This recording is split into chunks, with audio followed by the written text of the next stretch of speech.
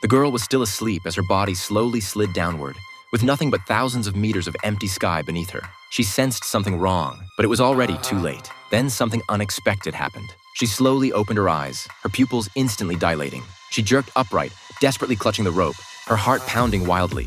She realized she was suspended thousands of meters in the air, with only the hemp rope keeping her from falling. She tried calling to the man for help, but he remained curled up in the basket, completely silent. Worse still, the ice on the rope was gradually melting, causing the girl to slip downward bit by bit. She swung her legs frantically, trying to swing back. After continuous effort, she finally got close to the basket. The girl stared intently at the man in the corner and used all her strength to climb into the basket. She crawled toward him, calling his name over and over, but feared it was too late. She couldn't believe it. She moved closer to him, finding no heartbeat. Just as she was about to despair, the man miraculously regained consciousness. Seeing the girl's badly injured hands and the hot air balloon now functioning normally, he realized she had climbed to the top of the balloon to close the valve. Having survived the ordeal, the two excitedly discussed their future. But not long after, they suddenly noticed the falling snowflakes had stopped in midair and then began floating upward. The girl then realized the hot air balloon was descending too rapidly. She told the man to throw things overboard. At this point, the man threw everything out, no matter how important. He even threw out his coat, but the balloon continued descending faster and faster. Seeing they were about to hit the ground, the man told the girl to climb onto the metal ring while he followed with a knife.